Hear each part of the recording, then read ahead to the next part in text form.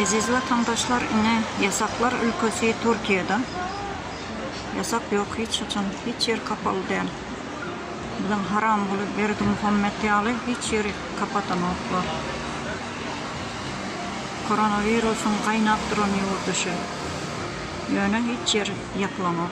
Her yerde restoran, kafeler işlep dur, turistler gezelence etpiyorlar.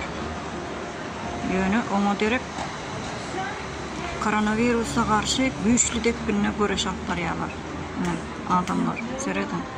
Türkmenistan nahili yurdunun, Türkmenistan'ın içi kapalı. Her yer kapalı. O velayetten o velayete, o şehirden o şehire gidebilmiyorsun. Ne milletin ölümüne yardım ediyor, ne de yolları açıyor. Nerede haram iş olsa şulatlar ediyor.